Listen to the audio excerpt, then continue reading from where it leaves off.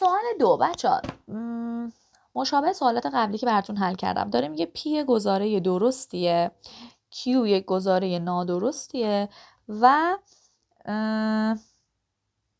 آرم دلخواهه بچه‌ها. حالا میگه اینا رو بیا بدون جدول بگو ببین چیه.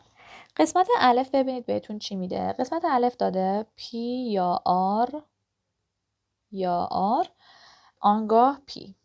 خب دقت کنید پی گزاره درسته. اینو نمیدونیم چیه، آنگاه درست. خب توی ترکیب فصلی گفتیم تنها زمانی ترکیبمون نادرسته که جفتش نادرست باشه. اگه یه دونه هم درست داشته باشه ترکیب درسته. پس ببینید یه دونه اینجا درست داریم دیگه، دومی مهم نیست چیه، پس این درسته. آنگاه true. خب بچه توی ترکیب شرطی هم که این میدونیم حالت درستش هست، پس این مشخص شد. قسمت بعدی یعنی قسمت ب بهتون میگه Q و R آنگاه R. اینو میخوایم ببینیم چیه. دقت بکنید Q نادرسته و چیزی که نمیدونیم چیه. علامت سوال بذارم براتون. خب ببینید وقتی که میگه ترکیب عطفی، توی ترکیب عطفی میدونیم تنها زمانی ترکیبمون درسته که جفتش درست باشه. حتی اگه یه دونه نادرست داشته باشه ترکیب نادرسته. خب اینجا نادرست و اینجا میگه نادرست آنگاه یه چیزی که نمیدونیم چیه. خب بچه ما گفتیم توی ترکیب شرطی اگر مقدمتون درست بود تالیتون نادرست اون وقت نادرسته. اینجا اصلا مقدمتون نادرسته، یعنی تالیتون هر چی باشه حاصل این درست میشه، پس این هم شد true. قسمت بعدی حالا قسمت پ.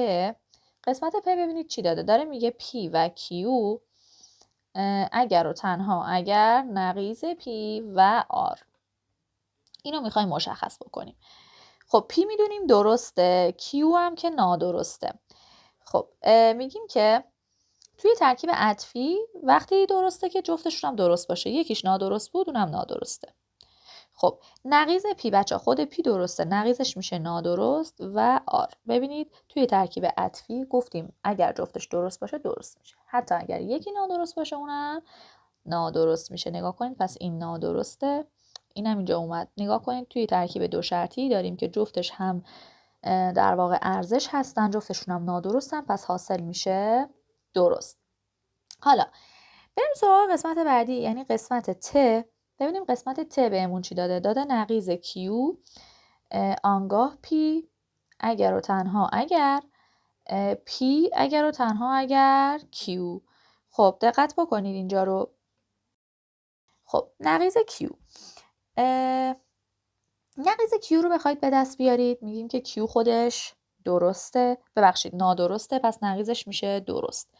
آنگاه P هم خودش درسته. اینو که میدونیم کلا درست شد. اینجا می نویسم. خب اگر و تنها اگر این ورم بزنیم. خب اینجا رو حالا میخوام ببینیم. P درسته، Q نادرسته.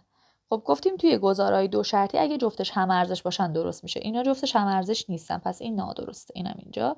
خب گزاره دو شرطی داریم، جفتش هم ارزش نیستن، حاصل نادرست. حالا بریم سراغ قسمت بعدی یعنی قسمت 3. قسمت 3 چی میگه؟ میگه که P آنگاه Q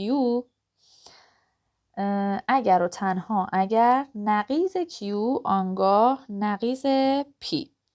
خب دقت بکنید وقتی میگه P آنگاه Q، P درسته، Q نادرسته. درسته؟ خب حالا از درست به نادرست میریم میشه نادرست. این اگر و تنها اگر. حالا اینجا نقیض Q میشه درست، نقیض P میشه نادرست. دوباره از درست به نادرست رفتیم، اینم میشه نادرست. اینجا جاش نادرست میذارم. جفتش هم ارزشه بچه‌ها، گزاره دو شرطی هستش، ترکیب دو شرطیه، پس این حاصل میشه درست. قسمت بعدی یعنی قسمت جیم.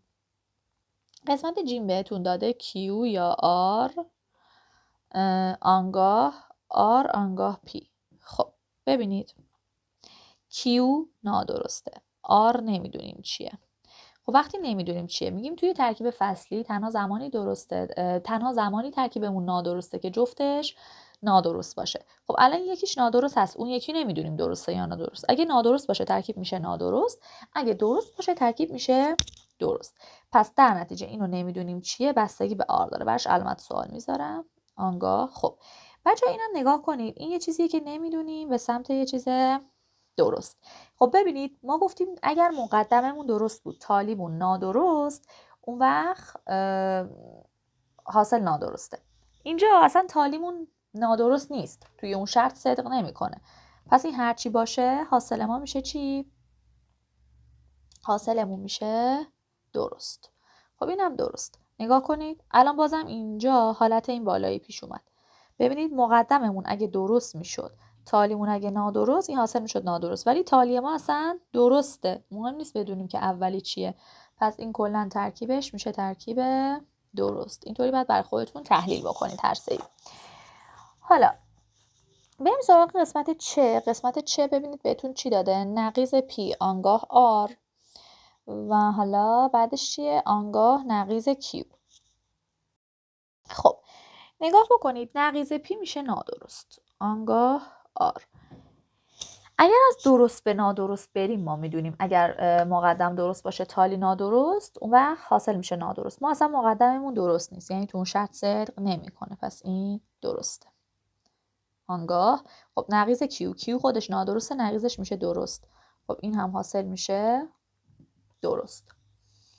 حالا بریم سراغ قسمت بعدی، یعنی قسمت ه. قسمت ه بهتون داده نقیض کیو آنگاه نقیض پی و آر.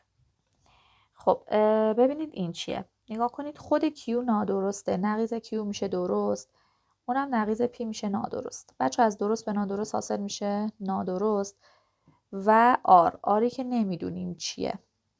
خب ببینید توی ترکیب عطفی اگر جفتش درست باشه حاصل میشه درست، اگه یکیش هم نادرست باشه حاصل نادرست میشه. الان اینجا یکیش نادرسته دیگه، مهم نیست اون یکی چی باشه، حاصل میشه نادرست. حالا قسمت بعدی، قسمت آخر این سوالتون، قسمت خ، داره میگه که آر آنگاه پی و پی. خب اینو میخوایم براتون مشخص بکنیم. دقت کنید نمیدونیم چیه به سمت چیز درست. خب بچه ما گفتیم اگر مقدم درست تالی نادرست باشه اون شرط نادرست بودن نمونه. این اصلا جزء اون شرط نیست، پس این درسته. خب اینم و پی هم که درسته. توی ترکیب عطفی هم اگه جفتش درست باشه حاصل درست میشه.